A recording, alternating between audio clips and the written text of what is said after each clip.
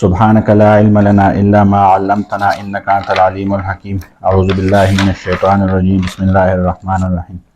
آج معرف القرآن کے دوسرے جلد سورہ آل عمران سے شروع کریں گے۔ اس کے جو دوسرے جلد کے بارے میں جو یہ طباعت ہوئی ہے اس کے بارے میں انہوں نے کہا ہے، اس سے پہلے جو جلد تھا اس میں یہ چیزیں نہیں تھی، تین چیزیں انہوں نے زیادہ کی تھی۔ ایک اس میں حضرت شیخ الہند رحمۃ اللہ علیہ کا جو ترجمہ ہے وہ انہوں نے لیا ہے، جو متن کے نیچے اس میں ترجمہ آتے ہیں لفظی ترجمہ، وہ شیخ الہند رحمۃ اللہ علیہ کا لیا ہے انہوں نے۔ شیخ الہند رحمۃ اللہ علیہ نے جو اپنے تفسیر میں لکھا ہے وہ ترجمہ اس نے شاہ اسحاق صاحب سے لیا تھا، شاہ اسحاق صاحب کا بھی تھا اور اپنا بھی اس نے ایڈ کیا تھا درمیان میں،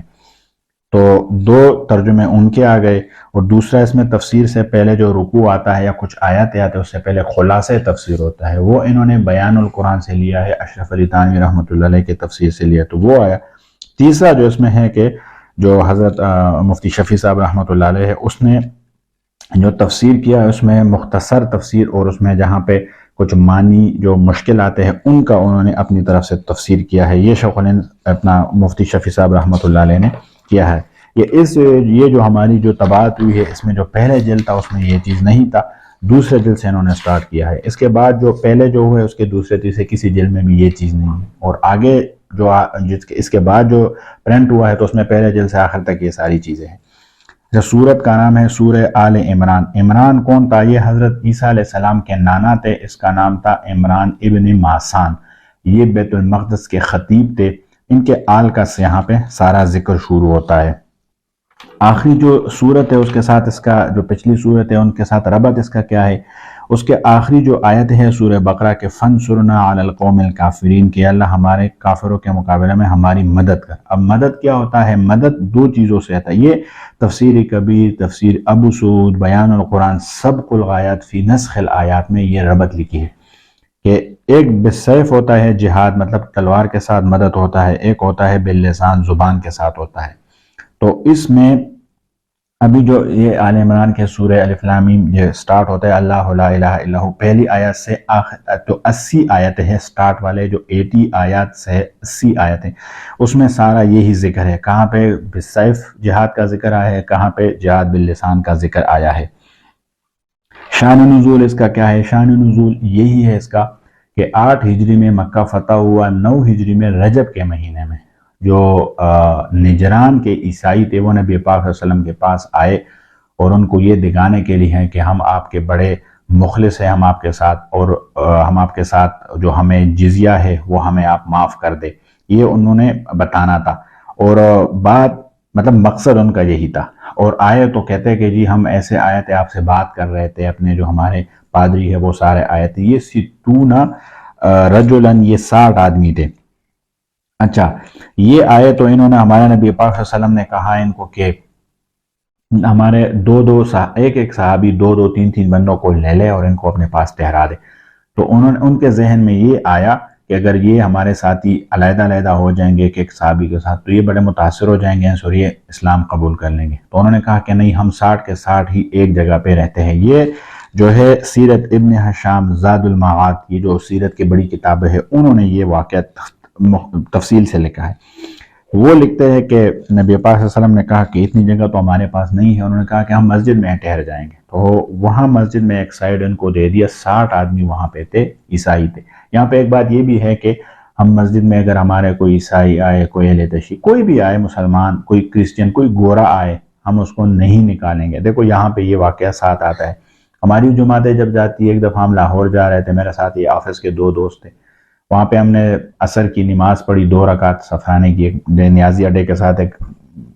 مسجد تھا، چھوٹی سی مسجد تھی، تو ہم 2 بندوں کے تو وضو تھے، ہم نے تو پڑھ لی، وہ دوسرا ہمارا جو ساتھی تھا وہ وضو کر رہا تھا، تو ہم جیسے نکلا، میں 2 رکعت پڑھی 1 منٹ 2 منٹ میں، اور بس ہم نکل رہے تھے تو اتنے میں کچھ لوگ آئے، کہتے یہاں پہ ٹھہرنے کی اجازت نہیں ہے، نکلو۔ میں نے کہا جی جا رہے ہیں، بس یہ ساتھی نماز پڑھتے ہیں، وہ ابھی اس ٹائم پڑھ رہا تھا، کہتے نہیں تم لوگوں کی نماز کی ضرورت ہے جو تم لوگ نماز پڑھتے ہو۔ ہم نے کہا چلو جی بھائی جاتے۔ جس نے نماز پڑھی، اب جیسے ہم نکل رہے تھے تو ایک داڑھی والے 2-3 اور آئے، تو ہمارے سامنے سے کہتے کہاں پہ پڑھی انہوں نے نماز؟ بچوں نے کہا ادھر باہر صف میں، چپل کے ساتھ ہم نے پہلی صف میں نماز پڑھی، چھوٹا سا برآمدہ تھا اس میں۔ کہتے یہ جگہ صاف کر لو، یہ صف یہاں سے اتارو، پلید کیا انہوں نے۔ وہ کچھ اور بھی بولتے تھے لیکن ہم وہاں سے چپ چاپ نکلے، تو جو ساتھ لوگ تھے وہ بڑے متاثر ہو گئے، یار یہ دیکھو اتنی، یہ میں نے کہا تو مین لاہور میں ایسا ہے، باہر جاؤ تو سیالکوٹ ڈس کا پتہ نہیں کہاں پہ، تو ادھر تو حالات بڑے خراب ہیں۔ اللہ بالکل اصل میں ان کو بتانے والے نے قرآن میں یہ ساری چیزیں آتی ہے، وہ پڑھتے نہیں ہیں، جن سے انہوں نے پڑھا ہے ان کے ذہن میں انہوں نے صرف نفرت ڈالی ہے۔ بہرحال عیسائی رک گئے،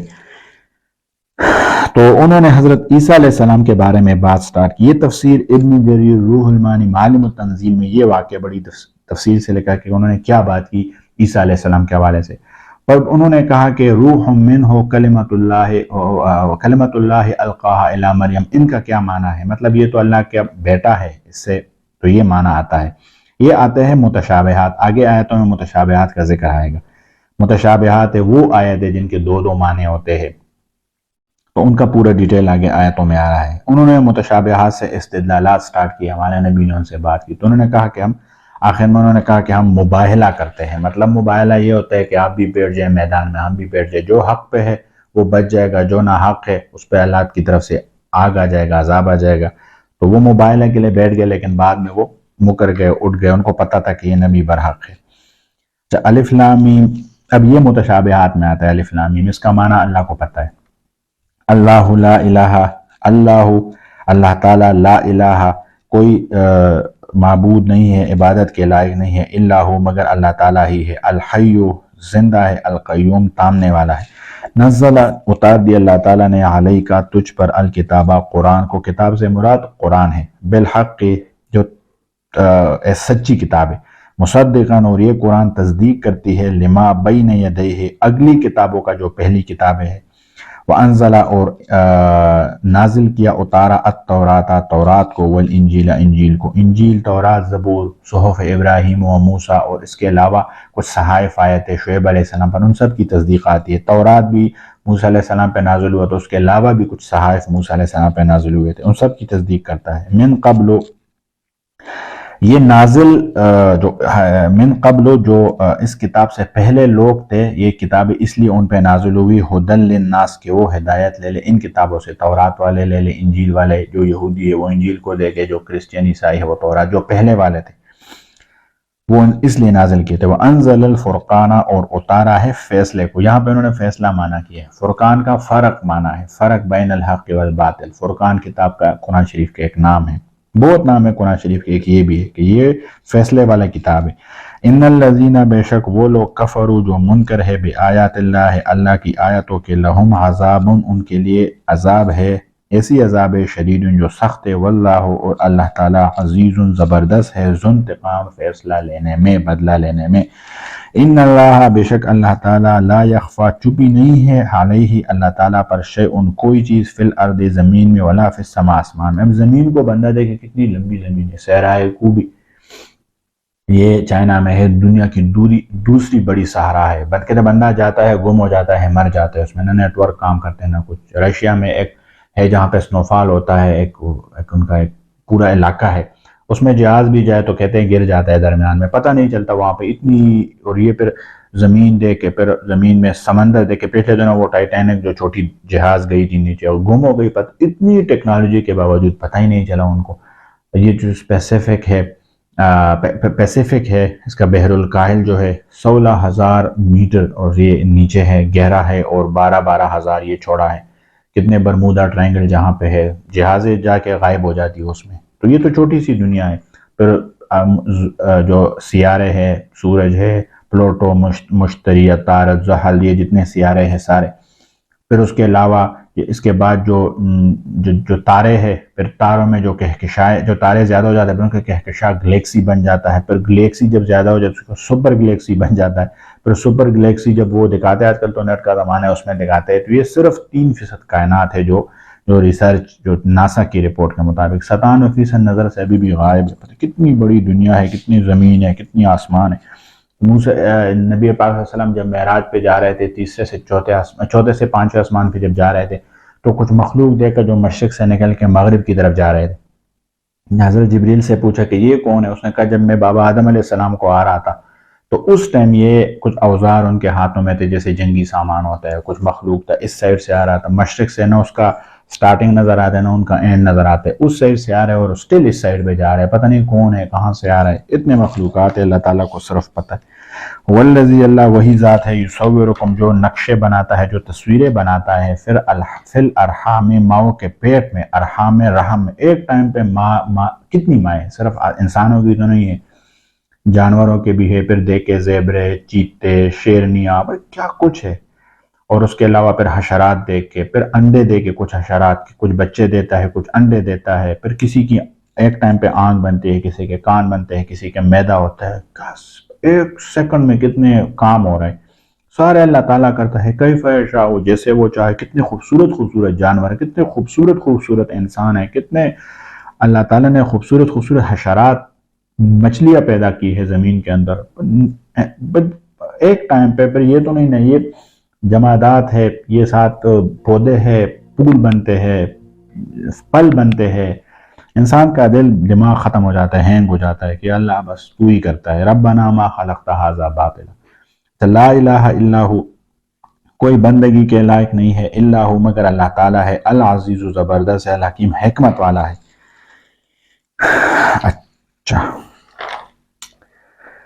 اچھا پھر یہ ہے کہ توحید کیا چیز ہے، جس چیز پر پوری دنیا کے لوگ متفق ہیں، مطلب آدم علیہ السلام کے بعد نوح علیہ السلام، پھر نوح علیہ السلام کے ساتھ ابراہیم، پھر ابراہیم اسحاق علیہ السلام، پھر یعقوب علیہ السلام، پھر یعقوب علیہ السلام کے بعد آگے جو جتنے پیغمبر آئے ہیں، پھر آخر میں عیسیٰ، پھر عیسیٰ علیہ السلام سے نبی پاک، سب کا ایک ہی بات، سب کی ایک ہی بات تھی کہ لا الہ الا اللہ، اللہ کے علاوہ کوئی معبود نہیں ہے، یہ ہوتا ہے حق، توحید ہوتا ہے۔ اور تو جو بدعت ہوتا ہے وہ ادھر کوئی ہوگی علیحدہ ہوگا، دوسرے پشاور میں جو علیحدہ ہوگا، لاہور میں علیحدہ ہوگا، جسے ہم رسومات کہتے ہیں۔ بدعت اور توحید کا ایک ہی فرق ہے، پوری دنیا میں جو ایسے بھی لوگ پوری دنیا میں ایک چیز کو دیکھے وہ کہیں گے، فطرت مان لیتا ہے کہ یہ کام صحیح ہے جو ہو رہا ہے۔ چلے، هو الذی، اللہ تعالیٰ وہی ذات ہے، انزلہ جنہوں نے نازل کیا علیکا تجھ پر، الکتابہ قرآن کو، من ہو اس قرآن میں، بعض میں من تبغیضیہ ہے، بعض اس قرآن میں آیتن ایسی آیتیں ہیں، محکماتن جو محکم ہے، ہن ام الکتاب وہ اصل کتاب ہے، وہ واضح ہے، وہ آیتیں واضح ہے، ام الکتاب اسے کہتے ہیں، وہ واضح ہے، وہ اصل ہے معنی کے اعتبار سے، وہ اخرو اور جو دوسری ہے متشابہات، منتشابہات۔ محکمات امام شاہ ولی اللہ رحمۃ اللہ علیہ فوز الکبیر میں کہتے ہیں کہ وہ آیتیں جس کا معنی معین ہو اور دوسرا معنی سلف صالحین میں کسی نے نہ کیا ہو، اور جس کے معنی متعدد ہو، وہ احتمالی ہے۔ اور متشابہات کیا ہوتے ہیں؟ متشابہات وہ آیتیں ہیں جس کا معنی دیکھے بندہ تو وہ اس کا معنی کلیئر نہیں ہے، جیسے بیدہ الملک کہ اللہ تعالیٰ کے ہاتھ میں ہے بادشاہی، اب اللہ کے ہاتھ تو ہے نہیں، تو پھر یہاں پہ ہاتھ کا کیا معنی ہے؟ یا بل یداہ مبسوطتان، جیسے اللہ تعالیٰ کے ہاتھ کھلے ہیں، اب اللہ تعالیٰ کے تو ہاتھ ہے نہیں تو کیسے کھلے؟ الرحمن علی العرش استویٰ، اللہ تعالیٰ عرش پہ ہے۔ عرش پہ کیا مطلب ہے؟ عرش پہ بیٹھا ہے، تو بیٹھا تو وہی ہے جیسے وجود ہے، جو میرا وجود ہے تو میں چیئر پہ بیٹھا ہوں، میں نے ٹیبل پہ ہاتھ رکھے، تو جس کا وجود نہیں ہے تو وہ پھر کیسے عرش پہ بیٹھ سکتا ہے؟ اس طرح یہ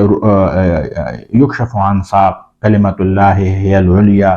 روح منہ، یہ مختلف آیتیں ہیں، یہ ہوتے متشابہات میں ہوتے۔ اچھا، فَأَمَّا الَّذِينَ پر وہ لوگ، فی قلوبہم جن کے دلوں میں زیغ کجی ہے، جن کے دلوں میں بیماری ہے، وہ کیا کرتے ہیں؟ فَيَتَّبِعُونَ وہ پیروی کرتے ہیں، مَا تَشَابَہَ ان متشابہات کے، من ابتغاء کہ وہ پھیلاتے ہیں اسی متشابہات سے، الفتنۃ گمراہی، وابتغاء تأویلہ اور نکالتے ہیں اس کا معنی اپنی مرضی سے۔ اب باقی آیتوں کو جو کہ نیٹ پہ بھی اسکالر آتے ہیں، میں نام نہیں لیتا کسی کا چونکہ وہ فری اس کا ایڈورٹائزمنٹ ہوتا ہے، لیکن وہ کہتے ہیں جی اس کا معنی یہ ہے، بابوں نے یہ معنی کیا ہے، اس کا معنی یہ ہے، فلاں نے یہ معنی کیا۔ وہ صرف خود اپنے آپ صحیح ہوتے ہیں اور ان کا کوئی استاد مستاد بھی نہیں ہوتا، وہ اپنے آپ ہی استاد بنتے ہیں۔ اور بھئی یہ میں نے پڑھ چکا ہے 8 سال، علم ترجمے بھی ہم نے پڑھے ہیں، ابھی بھی یہ میں کر رہا ہوں تو میں ساتھ دوسرے جو ہمارے ہیں استادوں کے ترجمے ساتھ دیکھتا ہوں، معرف القرآن تفسیر دیکھتا ہوں، مطالعہ کرتا ہوں، اس کے بعد تب آ کے بولتا ہوں۔ ایسے تو نہیں ہے وہ لوگوں کو کہتے ہیں نہیں کوئی نہیں، بس قرآن اٹھاؤ اور بس ترجمہ پڑھو، تو وہ ترجمہ لکھا کس نے ہے پھر؟ یہ بھی تو بندہ دیکھے۔ اور اس میں متشابہات کے معنی وہ کیسے کرتا ہے؟ متشابہات کے معنی تو کلیئر ہی نہیں ہے، تو اس کو لازمی کسی عالم سے پڑھنا پڑتا ہے، سمجھنا پڑتا ہے کہ یہ اس کا معنی کیا ہے۔ وہ کہتے ہیں نہیں بس یہ ان کو اپنا ایک دکان چلاتے وغیرہ وغیرہ کرتے، لوگوں کو تو قرآن وہ بتاتا ہے کہ وہ جو تعویل کرتے ہیں لوگوں کو فتنے ڈالنے میں کرتے ہیں۔ وما یعلم، اور ان کے جو وما یعلم تأویلہ اور ان متشابہات کے جو معنی ہے وہ کسی کو نہیں پتہ الا اللہ مگر صرف اللہ کو پتہ ہے۔ والراسخون اور والراسخون فی العلم جو مضبوط علم والے ہیں وہ کیا کہتے ہیں یقولون آمنا کہ آمنا بھی وہ یہ کہتے ہیں کہ ہم ایمان لاتے ہیں اسی پہ کل من عند ربنا یہ سارا قرآن یہ ساری آیتیں ہماری رب کی طرف سے وما یذکر اور سمجھانے والوں کے لیے ہے الا اولو الالباب عقل جو ہے وہ صرف اس میں سمجھ ہے ان لوگوں کے لیے جن کو عقل ہے۔ اب یہ جو اس میں والراسخون کے پہلے جو واو آیا ہے اس کے بارے میں امام ابو حنیفہ اور دیگر جو ہمارے اکابر ہے وہ فرماتے ہیں کہ والراسخون کا جو واو ہے یہ واو مستانفہ ہے، مطلب اس کا پہلے جو ترجمہ تھا وما یعلم تأویلہ الا اللہ کہ اس کا علم صرف اللہ تعالیٰ کو ہے، بس یہاں تک ہے۔ والراسخون فی العلم اور راسخون فی العلم جو ہے وہ یہ کہتے ہیں یقولون ربنا کہ بس یا اللہ ہم نے مان لیا آمنا بھی۔ امام شافعی والراسخون کا جو واو ہے اس کے بارے میں کہتے ہیں وہ عاطفہ ہے کہ اس سے پہلے جو ترجمہ ہے کہ اللہ تعالیٰ کو بھی اس کے تعویل کا پتہ ہے اور جن کا مضبوط علم ہے ان کو بھی پتہ ہے، وہ امام شافعی رحمۃ اللہ علیہ یہ ترجمہ کرتے۔ بہرحال دونوں صحیح ہے۔ اچھا، اس میں حضرت عائشہ رضی اللہ عنہ کے ایک روایت ہے کہ نبی پاک صلی اللہ علیہ وسلم نے فرمایا ہے کہ جو متشابہات کی تفتیش میں لگے ہیں تو آپ ان سے دور بھاگے کیونکہ یہ وہی لوگ ہیں جن کا ذکر اللہ نے قرآن میں کیا ہے۔ یہ بخاری کی حدیث ہے۔ دوسری حدیث میں آتا ہے کہ مجھے 3 باتوں کا خوف ہے، ایک یہ کہ مال مل جائے گا جس کی وجہ سے آپ باہمی حسد میں مبتلا ہو جائیں گے، خون خرابہ کریں گے۔ دوسری یہ کتاب اللہ سامنے کھل جائے، دوسری حدیث میں یہ چیز آئی ہے 3 چیزوں میں کہ کتاب اللہ سامنے کھل جائے گا، یعنی ترجمہ کے ذریعے ہر عام آدمی اور جاہل بھی اس کو سمجھنے کے مدعی ہو جائے گا، اور یہ آپ کے سامنے ہے، نیٹ بھرا پڑا ہے اور اس میں جو باتیں سمجھنے کی نہیں ہے یعنی متشابہات ہیں ان کے معنی کی کوشش میں لگ جائیں گے، اپنی طرف سے معنی کریں گے، حالانکہ ان کا مطلب صرف اللہ تعالیٰ جانتا ہے۔ تیسری یہ کہ علم بڑھ جائے تو اسے ضائع کر دیں گے اور علم کو بڑھانے کی جستجو چھوڑ دیں گے۔ یہ ابن کثیر نے طبرانی کے حوالے سے نقل کیا۔ ربنا اے ہمارا رب لا تزغ تو نہ پیر قلوبنا ہمارا دلوں کو بعد اذ ہدیتنا بعد اس کے کہ ہمیں ہدایت مل چکی ہے، وہب لنا اور عنایت فرما لنا ہمیں من لدن کا اپنی طرف سے رحمتن رحمت، انکا انتا بے شک تو الوہاب تو سب کچھ دینے والا ہے۔ ربنا اے ہمارا رب انکا بے شک تو جامع الناس لوگوں کو جمع کرنے والا ہے، لیومن اس دن سے مطلب قیامت کے دن، مطلب قیامت کے دن تو نے سب کو جمع کرنا ہے، اور لا ریب فیہ اس قیامت کے دن کے آنے میں کوئی شک نہیں ہے۔ ان اللہ بے شک اللہ تعالیٰ لا یخلف وہ مخالفت نہیں کرتا، خلاف نہیں کرتا، المیعاد اپنے وعدے کا، مطلب جو اللہ تعالیٰ کا وعدہ ہے اللہ تعالیٰ نے وہی کرنا ہے۔ صدق اللہ العظیم۔ اللہ ہم سب کو عمل کرنے کی توفیق عطا فرمائے۔